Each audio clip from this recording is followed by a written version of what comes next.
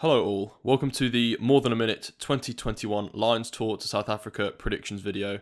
In this video I will be, as you can tell, predicting the squad that will go on the trip to South Africa to take on the current world champions in a 3-test series whilst playing the domestic teams as well. I've based my prediction off of purely the format used for the 2017 tour to New Zealand, which everyone watched, and I mean it was such a brilliant tour. Ended up obviously a draw, which isn't very common in a Lions test series, but it was thoroughly entertaining. I myself am absolutely stoked for this tour, as obviously when you play against New Zealand in a Lions test or test series, you think, oh, we're going to have to wait so long for another tour like this, when actually the Lions will now be taking on the best team in the world, so it's absolutely perfect. In the 2017 tour to New Zealand, there were 41 players selected, and I've chosen 41 players myself. I've also based every single position off of what was chosen on the previous tour. So, for example, Warren Gatland and his coaches chose 3 hookers. I've chosen 3 hookers, and I've done it for every single position. I didn't want to go choosing my own based on any random positional circumstance, so I just followed what was done before, and I hope people can understand that. I'm very confident that I'm going to be quite accurate with this. Obviously, there is a likelihood that it's not going to be exactly 41, or they're going to perhaps choose that number but choose different positional numbers, and I get that, but I just feel with the format this will be the squad that will be selected, and I'm happy to see what it will be like eventually. So I'm just going to get right into it. I believe that the 3 hookers that are going to go on the tour are Jamie George, the England hooker, Luke Cowan-Dickie, the substitute England hooker, and Ken Owens, the well-known Welsh hooker. The reason for this choice, I believe Jamie George is going to go on the tour because he's the best hooker in the world. Plain and simple. I strongly believe that he is one of the first names on the whole tour list in terms of players because he's brilliant. He's so class for Saracens. He's proven himself over the last kind of 4 years as he's emerged from playing under the captain, Hartley. I just think that it's undeniable that he's going to be starting the tests and definitely on the tour. The other 2, now I went with Luke Cowan-Dickie because he brings a lot of youthful energy. He brings a lot of almost like an odd demeanour, but it's really enjoyable and loving, and I feel like he'd be a great tourist. He's very good friends with the Exeter lads, and you see they've got great camaraderie, and I think, as well as some other Exeter players that going on this tour, that he will, I think he'll thrive. I don't necessarily think that he's going to be starting in the tests at all. I believe there's a chance he's coming off the bench in those tests, but I can definitely see him performing well in the midweeks and the first few tests. Now, third choice, I went with Ken Owens. The reason for this, I personally believe Ken Owens isn't the third best choice hooker to go on the tour. However, Ken Owens brings a lot of experience. He brings a great entertainment value in the fact that he's a great tourist. We've seen him on House of Rugby. We've seen him on the Lions DVDs from 2017 where he's having a great time, making everybody laugh. I think that plays a factor. Another factor is Warren Gatland knows him well. He doesn't know the other players who might actually be better hookers, who could perform better, but Gatland knows him. He knows how he operates. He knows how to get the best out of him. And let's be honest, Ken Owens is coming into his last few years. He's potentially past his prime, but I think he'll be valuable to have from an experience point of view as well as a tourist point of view. I understand that choosing these 3 does leave out 2 who I think definitely deserve a shout out, and I mean I'd happily be proven wrong, but I don't think will go on the tour, and that is Rob Herring of Ireland and Stuart McInally of Scotland. If you've watched the Six Nations this year and the year before, McInally especially has performed extremely well for Scotland, and this Six Nations, Herring found himself in that starter spot frequently and performed very well in my opinion. I'm not a forwards expert, but you can tell that he carries well. His line out throwing was brilliant, and I think he'll be quite unlucky to miss out. I just think he's too new to the scene. Maybe given another year or a delay to the tour, we might have actually seen him getting onto that plane essentially. Now, I just want to reinforce when I go into the props now that I'm not a scrummaging Nors at all. I can watch how successful they are. I don't know the techniques, but I'm also looking at how the props play outside of the scrum, or their fitness, or what they bring to loads of different factors. But I just want to kind of hammer home that I'm not a scrummaging expert. That being said, the props that I think are going to go on the tour are as follows: Kyle Sinclair, the recently signed to Bristol Bears prop; Ellis Genge, the Leicester Tigers prop; Joe Marler of Harlequins; Mako Vunipola from Saracens, Tyg Furlong from Ireland, and Xander Fagerson from Scotland. I'm going to break them down individually, obviously quite quickly because I don't know a huge amount about scrummaging. Carl Sinclair, we saw him on the 2017 tour, brings a lot of dynamic play, which you don't see from other props. He's definitely a modern prop in that he's extremely good at scrummaging, but he's brilliant in the loose.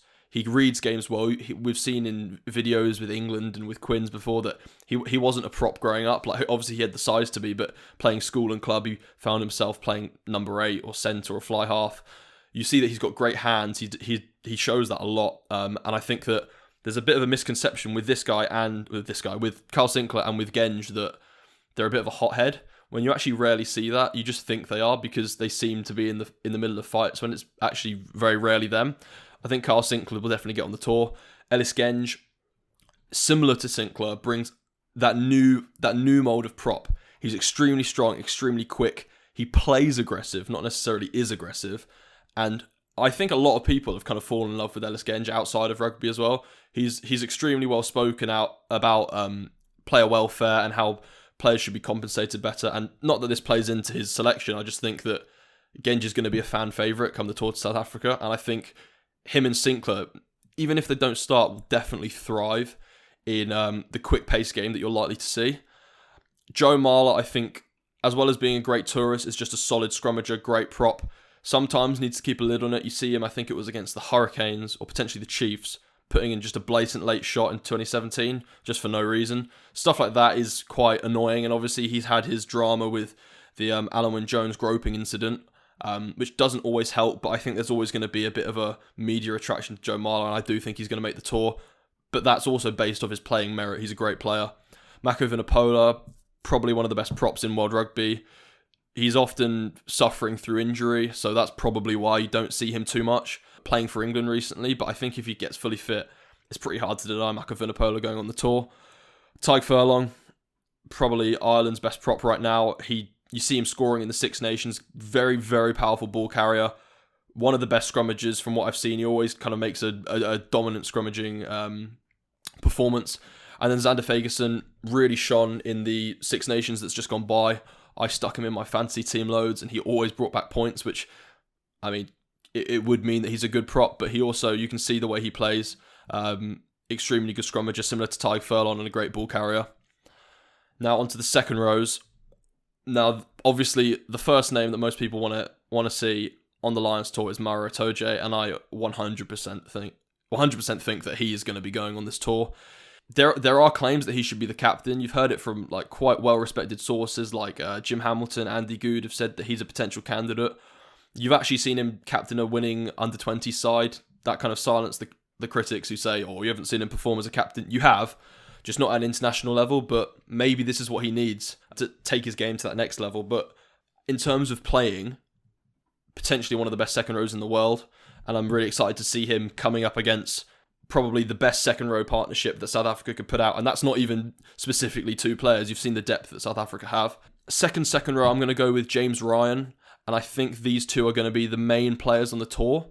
However, my third second row is who I think is actually going to captain the tour, and you're going to see him play a role as a leader rather than not necessarily the captain on the pitch, and that's Alan Wynne-Jones. He was brilliant for Wales in their last few Six Nations campaigns. The way he talks to a ref, very few can do. I think he's taken a inspiration from Sam Warburton, the way he diffused the situation in the third test in 2017 and how to very calmly speak to a referee, get him on your side, whilst also being able to point out all the little things that would usually annoy referees, but he kind of gets away with it. Some say slimy. As a Welsh fan, I say genius. Fourth second row, Johnny Gray. If you follow any rugby statisticians, he doesn't miss a tackle. He's got one of the highest success rates in terms of defence. Strong ball carrier, and I just think he's been quite unfortunate to miss out on the previous tour in 2017, so I think Johnny Gray's making it. And then finally, I'm going to go with Courtney Laws. I just think that what Courtney Laws can bring is obviously positional depth in that he can play second row, can play back row. He also makes thundering shots. He's very competent as a line-out option, as are most of these second row options, obviously. And I just think that it's pretty hard to deny him a spot. I've seen claims for the likes of Jake Ball and other players, but I don't really think they're at the level of Courtney Lawes. He's proven himself at international level multiple times. Really unfortunate to get head knock in 2017.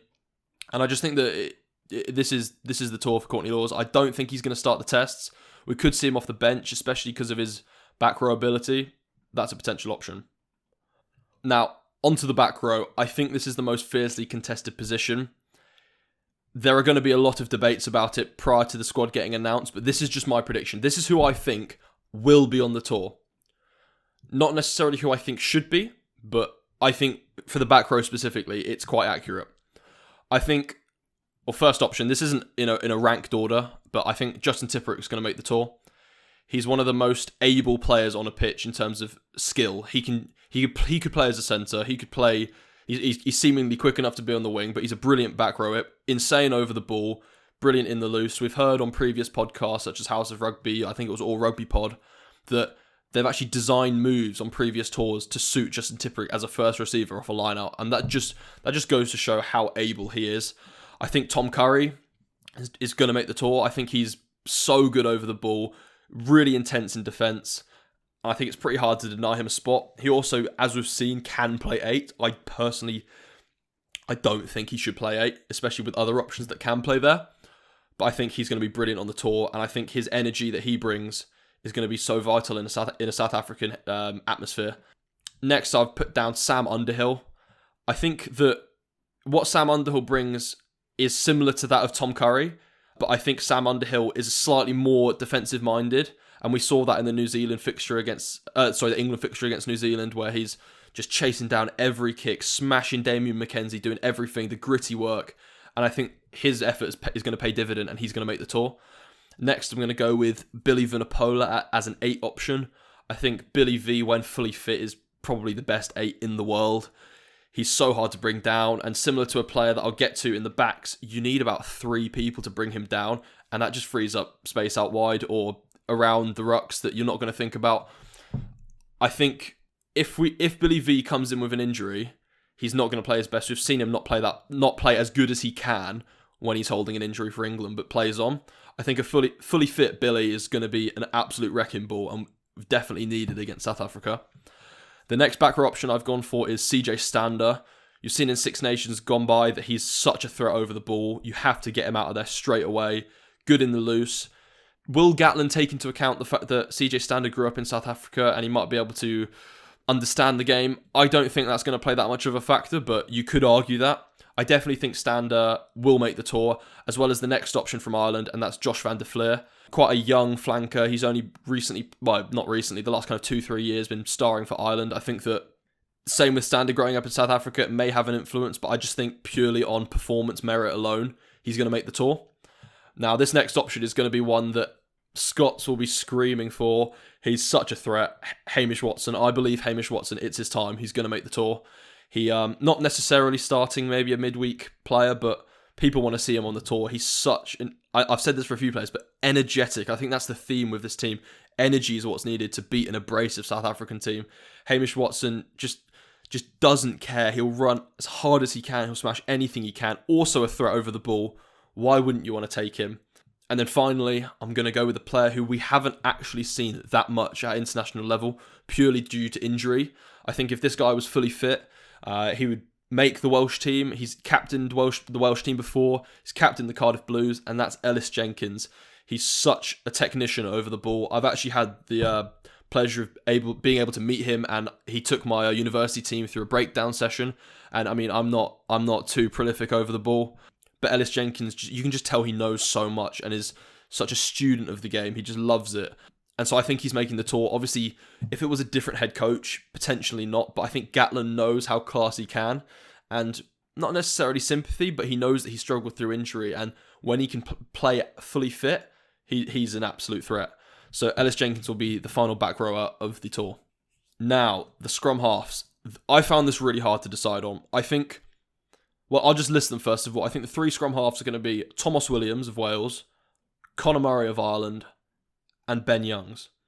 I just want to say that I understand that the absence of Gareth Davies does suggest that it's not going to be as much of a speedy scrum half setting as such. Like, you don't really have that player who's going to be a threat in terms of an intercept, who can just run the length of the pitch or can run back and make that tackle that Gareth Davies can. But I think that what Thomas Williams brings that he doesn't is slightly more flair and skill, which I think will kind of counterbalance the technical ability and knowledge of the game that Conor Murray and Ben Youngs have. I don't think we're going to see Ben Youngs and Conor Murray both in a squad list for a test. I think you're going to see one of the two, and then Thomas Williams, or potentially Thomas Williams starting and one of them. I think that Ben Youngs, whilst being so brilliant in terms of knowledge of the game, I don't want to say he's getting old because he's still quite young, but I just think his age is going to play a factor in terms of the fact that he's not physically as much of a threat as Thomas Williams is. Ben Youngs doesn't really have the flary skill that might be needed to beat a South African team. You've seen in big games, it takes a big thing to beat South Africa. Obviously, Wales didn't beat them, but when Dan Biggar sent up that huge kick, like, he had to just completely change the game, flip it on his head, and I don't think Ben Youngs has that ability. I think Ben Youngs is more of a stick to a thing and do it. Like, his box kicking's brilliant, and as I'll get on to, Conor Murray's is insane. He has the basics really good, but I just think you need that kind of that panache as such, and so that's why I'm putting Thomas Williams over him in certain situations. Obviously, Conor Murray brings just technical class. We saw him perform extremely well in 2017, scoring in that second test. He just reads the game so well, and I really hope we'll be able to see him on the tour. Now, the fly halves. There were 3 chosen for New Zealand, so I'm just going with 3 here. My 3 are Owen Farrell, who will also play sort of a vice-captain role, Dan Biggar of Wales, and Finn Russell. I know that's a big call putting Finn Russell in, especially with his kind of ropey history in the last year with Gregor Townsend, and I'm not necessarily saying that Gregor Townsend will have that much of an influence, because I don't even know if he's a coach in Gatland's team, but that might affect Gatland's decision-making. I don't think it will hinder him from making the tour. I think Owen Farrell will be the starting 10 who could potentially be pushed out to centre, as we've seen him do so much for England. I think that he commands a team really well. His grit, his defensive effort it's so invaluable. And I think the way he led England to a World Cup final was actually very inspiring and could actually be enough to give him the captaincy over Alan Wynne-Jones, which may in fact lead to AWJ getting dropped entirely. I don't think so. I think Owen Farrell is going to be a sort of vice-captain. Dan Biggar, we've seen him play for Wales. Like, when Anscombe was kind of getting on the scene in the last 2 years, it loosened Biggar's grips on that starting 10 jersey, but we've seen he's so class. He's arguably the best player under the high ball, and he's a 10. He'll kick it for himself, chase it and gather it.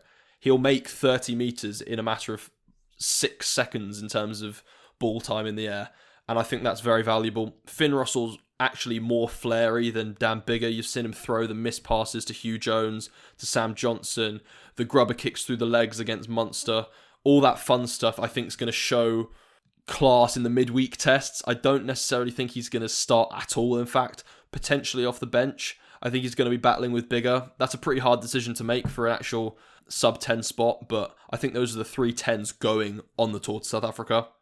Now the centres, I did find this quite hard, but the first 2 centres of choice was absolutely easy, and I think these 2 will start, and I'm going to get to a starting lineup, but the 2 centres I believe who are the first few names on the squad entirely are Manu Tuolangi, formerly of Leicester Tigers and of England, and Jonathan Davies. This will actually be Jonathan Davies' 3rd Lions test, and the fact that he's likely going to start the actual test matches consecutively for 3 tests goes to show he is one of the best players of the last decade. He's so good. He's got the strongest fend in world rugby, underrated speed, a very good left boot. Obviously, let's not bring up Johnny May's try against Wales in the Six Nations a few years ago, but I think Jonathan Davies is a complete centre. I honestly do. And I think Manu Tuolangi is the scariest player, not called Semi Radradra. I just butchered that name, or Joshua Tuisova. I think Tuolangi is such an attacking threat. Defensively, he's pretty sound. Obviously, sometimes he lacks a bit of discipline, but he can make those big shots which kind of put an oomph on a game and kind of turn the tables as such. Similar to Billy Vunipola, it takes more than one man to take Tuolangi down if your name's not Sam Warburton, and I just think that he's so vital against South Africa. 3rd centre choice, I'm going with Henry Slade. I think he's one of the most naturally gifted players in world rugby, especially the fact that he's filling out a lot recently is going to add to his game in terms of a physical edge. We've seen him, he's got an incredible boot, very, very, very good fundamentals, and I think that he was not unlucky to miss the 2017 tour, but a player of his caliber will be necessary, or not necessary, but will be valued on the tour to South Africa. The last three centres I'm going with, because on the 2017 tour they chose 6. The last three I'm choosing are Jonathan Joseph. Now, we actually haven't seen that much of him playing his best rugby in the last kind of 3 years. We've seen Eddie Jones push him to 15, where he actually did a job in the Six Nations. I just think that his footwork, he's actually one of the quickest players on the pitch all the time, is going to be extremely helpful against South Africa. The next player I'm going to go with is Robbie Henshaw. I think that it's really hard to not choose a player as skilled as Robbie Henshaw. I think that he was brilliant on the tour to New Zealand. I don't think he's going to get into the test squad at all without injury, unfortunately, but I just think that he's a class player. Physical edge, so solid in defence, and that's obviously needed. And then the last centre, it was really, really hard, but I'm going to go with Gary Ringrose, another Irish centre. He brings that youthful innocence, willing to try anything, but whilst with that, he's extremely solid in all areas of rugby, defensively, attacking. We've seen him absolutely shine in the under-20s tournaments, and I think that in the last few years, he's proven his worth, club and country, and I just think he's going to be that last centre. He's going to be in that position which people go, oh, should it have been this person, should it have been that? I've actually put a few centres down in a list, which I'm going to say after, which are kind of wild cards, players that I don't believe will go on the tour, but I think they potentially could in the absence of others or injuries, and I think it would be a lot of fun to see them. So that centre's done. Now the back three, I'm saying everything was hard. This was really hard. A few of them I feel like are obvious who's going to go, but a few of them, it could have been them, it could have been someone else. So here's my prediction of who will go on the 2021 tour to South Africa as a back three player. Number 1, Josh Adams. I think he's just so rapid. He's been the top try scorer in a fair few tournaments recently. He's really improved defensively, and also under the high ball, he's improved his game a lot, and I think that's going to be something that's needed against South Africa. Second, I'm going to go with a player who's never been on a Lions tour as well, and that's Johnny May. We've seen Johnny May absolutely shine for England in like 70% of the games he plays, but we've never seen him get on a Lions tour. Think back to his try against New Zealand at Twickenham. Raw pace, just sheer determination is what Johnny May brings. He single-handedly saved England against France in terms of getting a bonus point in the 2026 Nations, and I just think this is going to be one that he gets on, and I think he's going to shine. Third option, I'm going to go with someone who I think Gatland has such a soft spot for, and I think it's understandably so, and that's Anthony Watson. We don't see him play that well for club and country, largely due to injury, in my opinion. But when he's playing his best, he's just incredible. His footwork is insane, similar to that of Jonathan Joseph. He's rapid. We saw he played really well in the 2017 tour. Anthony Watson's making it, in my opinion. He also could play fullback and wing, which is definitely a feather in his cap as such. The next option is a fullback option, and that's Stuart Hogg. Pretty hard to deny his spot on the tour. Such a skillful player, incredible boot, extremely quick, can read a game better than most players. I think it's pretty obvious that he's going to go on the tour. The next option is going to be Elliot Daly, and I think what Daly brings is similar to that of Tom Curry, Itoje, and Laws, in that he can basically play so many positions, and that means that... And actually, I want to get into this. So there are some players in World Rugby, Reece Hodge comes to mind, James Hook of Wales come to mind, and they were good at a fair few positions. What Elliot Daly can do, and this is the same with Maro Itoje, he's brilliant at multiple positions. I think that Elliot Daly's best position personally is fullback, and the fact that I actually had to think about that, it's because he plays well in all of them. He can do a job at centre, but I think the fact that he can cover that wing fullback spot also gives the opportunity for the likes of Ringrose and Henshaw, who may not have got it if Daly would be put down as a centre. I think that similar to Hogg, Daly's boot's going to be really helpful in South Africa. Playing at altitude, booming them kicks from inside your 10, I think definitely necessary. And then the last two players making up my 41-man predicted squad are Jacob Stockdale of Ireland, and Liam Williams of Wales.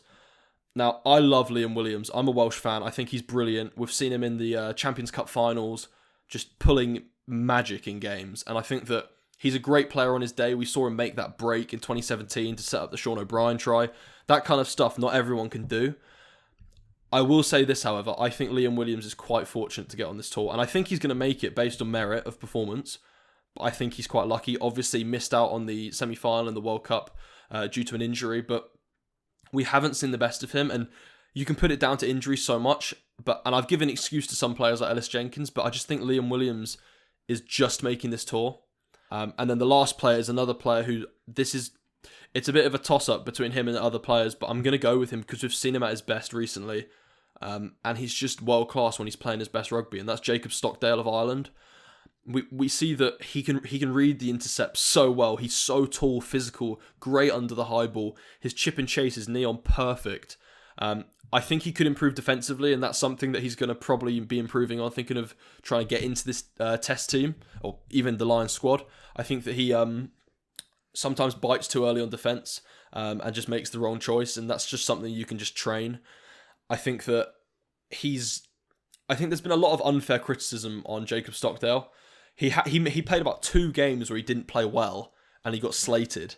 He's played other games of playing okay, and he gets slated. It's just because everyone's so not used, but they experienced him playing so well in that 2018 and some of the 2019 Six Nations that people just think he's bad now when he's not. He's still young. We've seen him speak on podcasts as he's as motivated as ever, and I don't want Irish players to play well in the Six Nations, but I can't deny that Jacob Stockdale is a world-class winger when he plays well, and I want to see that. Obviously, I'm supporting the Lions. I want to see him playing his best rugby, and I think that on this tour, hopefully he can unlock his potential. He's still young. He's still got so much to prove, but he's already proved so much. So Jacob Stockdale, that's my 41-man squad. I understand that, the squad numbers have changed over the years, but please just appreciate that I've based that purely off of the format chosen last year. I can't really think of many people who are missing out if I were to add like an extra hook or a prop, that it would be that much of a travesty of justice. But I'd really appreciate if anyone can drop comments below, message the Instagram at MoreThanAMinute and say, I think this person should go. I think that they should add more hookers. I think there should be less centres, for example. I'm also going to talk about 7 wildcard players who, as I said, I don't believe will make the tour, but I think it would be very fun to see them play. And obviously, we've seen there's always an injury. Someone misses out, unfortunately, and people get called up. And these are names who I think could be called up or could potentially make it. And even if they don't, it would be so fun to see them on a tour to South Africa. First name is Big Joe Thokanasiga. I don't think he's going to go on the tour. We haven't really seen him play that much. Eddie Jones seemingly doesn't use him because he knows maybe he could play better. He can improve. We've seen him play against Japan and Australia, scoring tries, catching the ball with one hand. He's such a physical presence. He's quick, strong. It would be so fun to see him in a Lions jersey, but that's not to say that come 2025, he's not going to be the starting winger. We don't know. But I really enjoy watching him play. Now, the second one is a player who I only recently found out that he would be eligible for the Lions tour, and that's James Lowe. It sounds weird to say James Lowe of Ireland, so I didn't, but obviously he grew up and played for the Chiefs, growing up in New Zealand, playing for the Maori All Blacks, but in fact playing against the Lions in 2017, I seem to remember, but it would be so cool to see him play for the Lions. We'd obviously have to see him play for Ireland. Well, not necessarily, but he hasn't really earned his international stripes, but he's been playing so well for Leinster, scoring in all the big games, great defensively, brilliant attacking. He said he's not the fastest player, but he reads the game so well, and I completely agree with that. Third is a player who I think is going to be really unlucky to miss out on the tour, but I don't think will make it, and that's Stuart McInally of Scotland. I said the reasons for why I think Ken Owens is going to go, but I just think McInally is good enough to go, but I just don't think he will. Fourth, Sam Johnson, also of Scotland, played so well in the last 2 Six Nations campaigns. Isn't the biggest of players, but just hits the right lines, makes the right tackles, and he never has a bad performance. I think, as I said, not going to make it, but I do think that come injuries or anything else, he could be on that tour. The next player is someone who Because Manu Tuolangi exists, I don't think this player is going to make the tour. Performance and physical ability alone, this guy could be a lion, but I just don't think he will be, and that's Bundiaki. He's played so well for Ireland. He's been brilliant for Connacht, and he's just such a threat, and it's so weird to think that some teams forget about that when they play him. It would be awesome to see him in the red stripe, but I don't think he's making it. Next player, Nick Tompkins, another centre. It's just too soon. He's brilliant for Sarries, was so good for Wales and Six Nations, but he just needs a bit more, not maturity, but just a bit more international game time. Defensively, I think he could improve a little bit, but I think that's just because we're comparing it to how good he is in an attacking sense. He can just change a game like that. His breaks, his sidesteps, his reading of the game. He's on his way to being a world-class player. And then finally, this is a Scottish player who I'm sure all the Scottish Ultras would love to see playing for the Lions. I don't think he will be, purely because there's just so much depth in the back row options. But I think he's a future Lion for sure, and a future potential Scotland captain, and that's Jamie Ritchie. Of course, we've seen him, he could take a punch, which is something you could expect from a South African team, but he's brilliant over the ball, great in the loose, not necessarily the strongest player, but you can just tell he knows the game well. And I think that's something that could put his name in the hat, but as I said, I don't think he's going to make the tour. Starting lineup now. This was really, really hard, and I might even be contradicting what I've previously said in this video, which I do apologise for, but I just think this is the probable team to start the tests. So for loosehead prop, I'm going for Mako Vunipola. I think, as I've said, world-class player when fully fit, and this is assuming he's fully fit. This is assuming all the players are fully fit, obviously. Tight head across the other side, I'm going to go Tyg Furlong. I think just the scrummaging is something that you're going to need to be extremely competent at and well-drilled, ready for this South African pack. Hooker, I'm going with, obviously, Jamie George. Best hooker in the world. And I don't really like to say that because I don't want to compliment anyone who's not Welsh half the time. 4 and 5. I've actually gone back. I think James Ryan isn't going to start. I think that Mara Toje and Alan Wynne-Jones are going to start at second row.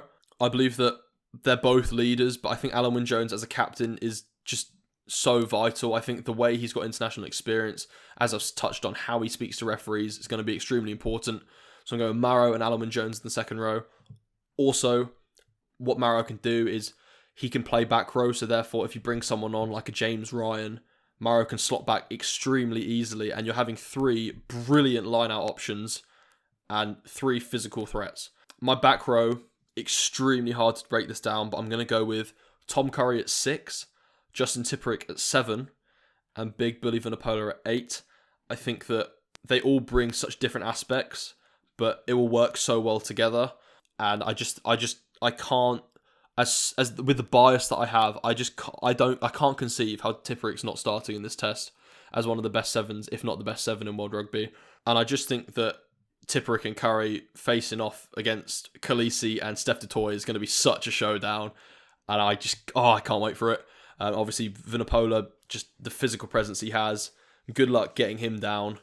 I think that get him on for at least kind of 60, 65 minutes, maybe slightly less if you want to bring the bench option I've selected, but he's just such a great player. Number 9, I'm going to go with Conor Murray. I think that his box kicking ability, his reading of the game is just something that's going to be extremely beneficial for this Lions outfit. I think at 10, he's going to be partnered with Owen Farrell, as I said, as a bit of a vice-captain or leader of the backs. I think that what Farrell can do is put in the shift needed and then slot to the centres, freeing up that 10 role for someone else. And then on the wings, I'm going to go with... Actually, no, I'm going to go centres first.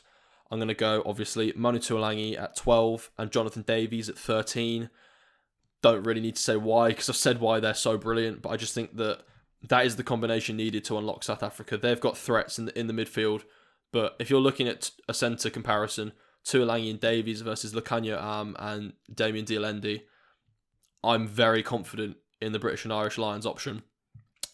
Onto the back 3, start with the wingers. I'm going to go with, and this was a real toss-up between Josh Adams and Johnny May. I'm going to go with Josh Adams.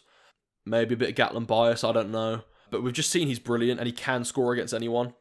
And Anthony Watson, I think the experience that Watson has on Lions tour is going to be valuable. I think that it's important to have not just 2 absolute speedsters in May and Adams. I think Adams covers that role, and then Watson covers the role of an intelligent, footwork-related, speed, skillful player, and he can obviously also slot into 15, come injury, touch wood, not happening.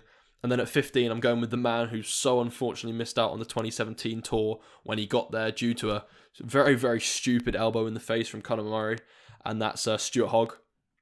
I think at altitude, you can't deny his boot, you can't deny his speed, and I think that Hogg's going to be the star of the Test series. I really do. This is indeed his third tour. He obviously went on the 2013 at such a young age. I think it was 21. And obviously he's still not that old as a rugby player. And that's the same with Jonathan Davies. They're not that old a player. And I think that their experience, but also the fact that they're in their physical prime is going to be so beneficial. Off the bench, I'm going to go with a prop combination of Ellis Genge and Carl Sinclair. I think that they're both, the energy they'll bring, you've got to fight fire with fire, and the abrasive South African pack is just going to have to be battled with abrasion as well. And Sinclair and Genge bring that in heaps full. And then the hooker, who I think is going to be off the bench, Luke Cowan-Dickie, also brings that. His kind of youthful exuberance as such is going to be extremely important. And I think he's proven that he can throw the darts under pressure, and that's what he's going to have to do against South Africa. There's so much pressure in those kind of games. I mean, maybe it's the fact that I'm really just not salty, but I got such a heart attack from Ken Owens coming off the bench in that third test that I just feel like he can't be there. But I do genuinely believe that Cowan-Dickie deserves to be in that bench spot. Second row option on the bench, I'm going with James Ryan. I know I completely went against what I said previously and saying that he should start, but I just think that Alan Wynne-Jones starting and then James Ryan coming off the bench, you're not going to have an extremely quick second row option or with a lot of energy as such, but I just think that you can't deny James Ryan a spot in the fixture, and I just think that it would be most useful to bring him off the bench. That's not to say he's not good enough to start. He's definitely good enough to start, and I think that him and Itoje might be a Lions second row combination for the next tour as well. Back row option, obviously so hard. I want to throw in Underhill. I want to throw in a Hamish Watson, a Van der Fleer, but I'm going to go with the great CJ Stander. His ability over the ball is going to be crucial in the dying seconds of a game. His physical ability, he's really quick for quite a big forward. And we saw him on the bench in the Test series in 2017, and I think he's going to retain that spot. Sub-scrum half, as I said, I can't see a Murray and then Young's 9 combination, so I'm going to go with Thomas Williams. His technical ability may not be to the standard of Ben Young's, but what he brings is that flair, the side steps, the dipping unders, the impressive catching and kicking. I think we're going to see him take that spot. The 10 spot, the safe option is Dan Biggar. It honestly is. But I'm going to do it. Finn Russell to take the bench spot for the Lions. I think that him and Thomas Williams both bring that energy, the electric play, and I think Gatlin maybe in a final hurrah will just love to try it out and going out with no regrets. So I think that's why we'll see Finn Russell taking the 22 jersey. And then the final spot, 23, goes to a back 3 player who can cover all the spots. I'm going to give it to Elliot Daly. I think Liam Williams is going to be fighting for that jersey as well, if he proves himself to play well. But I just think Elliot Daly, with the ability and the class that he has, he's going to take that jersey. And I strongly believe that the Lions are going to put up a really, really good fight against South Africa. I think if this was a team that had months and months and months to prepare, they could beat them. But we're just going to have to see how they go. A lot of these players obviously played in previous Lions tests and tours, so it might be the case that they gel really quickly. I just think that under the leadership of the Alan Wynne-Joneses, the Owen Farrells, the potential Itojes, I really think this team's going to come together well. And I think this is arguably the best Lions team there's been in the last kind of 3 tours. And I'm really, really excited. This concludes this episode of More Than a Minute. I hope people don't mind the fact that I'm just doing specific episodes. So if you've got to this point, you wanted to watch this video, unless you're my mum who just wants to support me, I'm going to upload other videos about other stuff. So if you're more into the music side, the movie side, I completely get it. And those videos will obviously be not catered for you, but of your specific interests. So I hope you enjoy those. If you have listened to this, thank you so much. I really, really enjoy being a rugby nose and watching old games, watching old Lions DVDs, seeing the camaraderie. And I'm so excited for this test. Thank you so much for listening, and I'll speak to you all soon. Bye.